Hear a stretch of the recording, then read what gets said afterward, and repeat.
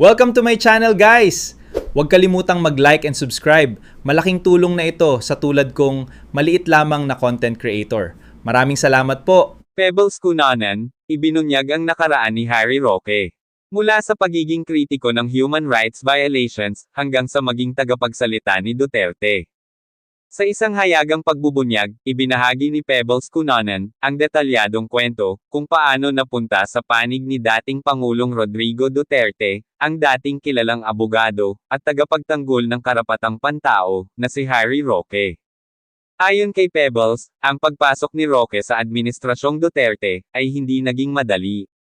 Sa umpisa, siya pa nga ang isa sa pinakamahigpit na bumabatikos sa mga isyu ng paglabag sa karapatang pantao noong panahong iyon. Ayon sa ibinulgar ni Pebbles Cunanan, bago pa man naging bahagi ng kanyang administrasyon, si Harry Roque ay kilala bilang matapang na tagapagtanggol ng mga biktima ng pang-aabuso at paglabag sa karapatang pantao. Galit na galit daw siya kay Duterte, lalo na sa mga ulat ng malawakang pagpatay at karahasan na nauugnay sa kampanya laban sa droga. Ipinahayag pa daw ni Roque noon na hindi kailanman makakasama o magtatrabaho para sa isang pinuno na hindi gumagalang sa batas at dignidad ng tao. Subalit, sa kabila ng matinding pagbatikos, dumating ang panahon na inalok si Roque ng posisyon bilang tagapagsalita ng Pangulo. Ayon kay Pebbles, sa kabila ng kanyang mga naunang paninindigan, tinanggap niya ang alok. Mula sa pagiging kritiko, bigla siyang naging boses at tagapagtanggol ng mismong administrasyong dati niyang binabatikos. Ayon pa rin kay Pebbles, may mga tumulong anong mga taong malapit sa Malacanang upang maging bahagi si Harry Roque ng gabinete ni Duterte bilang kanyang tagapagsalita. Ang pinakamabigat na ibinunyag ni Pebbles Cunanan ay ang matinding pagbabago ng paninindigan ni Roque. Matapos maging tagapagsalita, hindi na lamang siya nanahimik tungkol sa mga isyu ng karapatang pantao, bagkus ay naging tagapagtanggol pa niya ang mga aksyong dati niyang kinokondena. Iminungkahi ni Pebbles Cunanan na sa halip na itama ang mga paglabag, naging bahagi na rin siya ng sistema, at kaysa na ng administrasyon, sa pagbibigay katwiran, sa mga nasabing paglabag sa karapatang pantao, na dati niyang ipinaglalaban. Halika't panoorin natin, ang mga ibinunyag ni Pebbles Cunanan. Okay, diumpisa na natin kung paano naging spokesperson si Harry Roque nung panahon ni Digong, na nung bago siya maging spokes, ay galit na galit kay Digong yan. Diba? Napanood yung video. Ito. I want you to go out and vote and not just vote against it, but convince your neighbors and friends that because Ang hiling mag-utos niya, no? I want you to go out. Mas ngayon ganyan yan. This self-protest murderer. Sir, Duterte is a very, very smart. Yan, sabi niya, no? Huwag niyang bote yan. Chill. But Hitler was charismatic, and so was Marcos. Ayan, napanood nyo, di ba?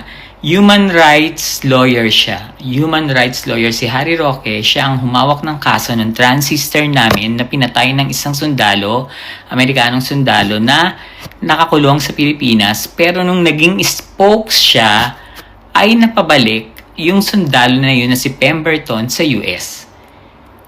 Huwag niyo akong etchusin dyan. Kasi nakatutok ako dyan eh. Advocacy, marami akong advocacy sa LGBT. Na-focus lang ako ngayon sa sa politics. Ngayon, may usapan na yan na ibabalik yung si Pemberton sa US. Kaya wag kang etchusera, Digong. Sabing may mga eksena na, ako ipatumba na yan, masyadong maingay, ganyan, chirut. Merong isang tao na nagsabi na, wag, bakit hindi nilang natin siya kunin? Diba? Kunin na lang natin yan, tatahimik yan. Bigyan nyo ng magandang posisyon.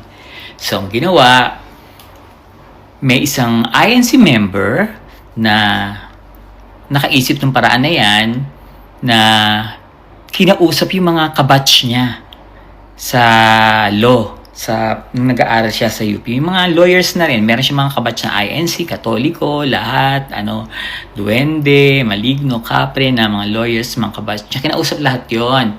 Tapos nag-meeting sila para kumbinsihin si si Harry na maging spokes, na pumasok siya na maging mag-Duterte na siya, ganyan. Nabitawan niya na yung kaso. Ang lolo nyo, ang baklang yan dahil sa mataas ang offer, syempre, nasilaw sa pera, dugyot naman ang itsura niya dati nung hindi naman pa naman siya spokes, diba? Medyo nagmukhang tao lang siya, naging spoke siya. Makinig ka, Harry, kasi malaki ang mo sa akin, ang kasalanan mo, yung ginawa niyo ka ng kasiraan ni Mawing Pangit. Ayun na nga, naging spoke siya, at naibalik yung sundalo, yung Pemberton na pumatay dun sa transistor namin sa US. Naibalik. Nawala na. Binigyan ng custody sa US. Binalik na. Wala na ngayon. Wala na. Wala nang hustisya. Diba? Dahil sa'yo yan, Roque. Tandaan mo yan, ha? Eto yung eksena.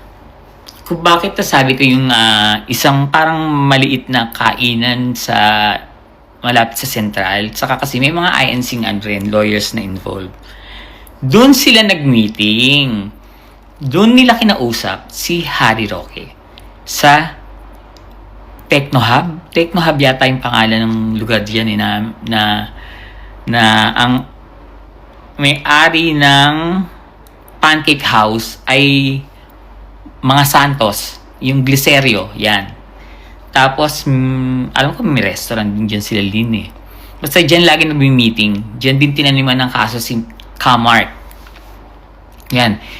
Kausap siya ng mga lawyer doon. Hindi niya alam na mayroong isang tao na nakamasid, na yung taong yun yung nagbigay ng advice na kunin nyo nilang si Roque, makukuha nyo yan. So, doon nangyari yung usapan. Kaya, naging spoke si Harry Roque. Bumaligtad siya as human rights lawyer. Ngayon, na siya human wrong. Di ba nga yan human? Butanding na ewan, bahala ka dyan. Yun yung time na hindi na siya naging human rights lawyer at hindi na niya ginamit yung pagiging human rights lawyer niya nung naging spoke siya kasi mayroon na siyang pogo, siya yung tumatanggap ng pera dun sa mga Chinese na nagbabayad ng visa. Kapag may gusto kayong nung araw, nung time na uso yung nagpapapasok ng mga Chinese, si Harry ang naka-assign dyan sa Malacanang. Kunyari ako, meron akong kaibigan na Chinese na gusto magka-visa. Ilalapit ko yun sa Bureau of Immigration, yan yung quota. Tapos, magbabayad ka sa Bureau of Immigration, pero kapag gusto mong dumirekta sa palasyo, pwede. Kontakin mo lang si Harry Roque. Iaabot mo sa kanya yung pera. Tapos pasok na yung Chinese. Makakapagpogo na sila. Yan yung gawa nila dati. Yan yung hindi nyo kasi alam. Yan yung ginawa nila dati na magaling. Kasi biro mo ang daming napasakay na vlogger. Isa ko doon. Diba? Maraming sindikatong hindi natin alam na akala natin magaling na presidente pero ang dami palang tinatanim na sindikato. Kaya pala puro mga retired military sa mga linagay dahil ano ba ginagamit ni Sara ngayon? Ano ba yan? May singaw kasi ako. Habang may hininga ko. Na ang mga pansinin nyo, ano ba ang mga lumalaban ngayon? Hindi ba't mga retired generals, retired militaries, di ba? Sila yung gumagawa ng gulo, sila yung mga nagpaplano, di ba? May connection lahat yan. Kaya, hindi ko sinasabi na walang kasalanan si BBM. Pero ang naging kasalanan lang ni BBM dito is nakisama siya. Kasi, normally, kapag bago ang presidente, dapat hindi ka boses, binata, bakla. Dapat tatanggalin mo yung mga nakaupo sa past administrations, di ba? Papalitan mo yan. Pera lang yung plantilla. Kasi kapag plantilla, hindi pwedeng tanggalin. Nasa batas yan. Ang pagkakamali lang ni BBM dito is nagtiwala siya. na hindi niya alam, nilalaro at pinagpaplanuhan siya.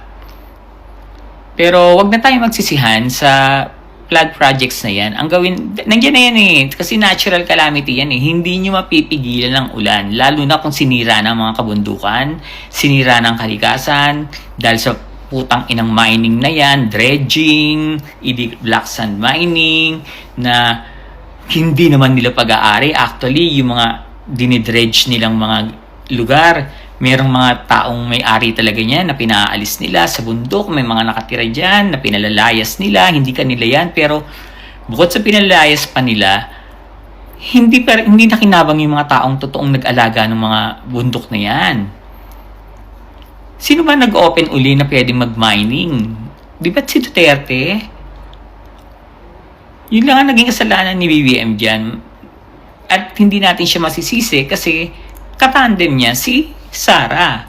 Hindi siya pwede magsabi na, ay tanggalin natin si ganito, tanggalin natin si ganyan. Kasi baka nagkaroon sila ng usapan na, wag natin wag natin tanggalin sa pwesto si ganito si ganyan chururut. Ganun yung eksena na pahaba tuloy yung sinabi ko kasi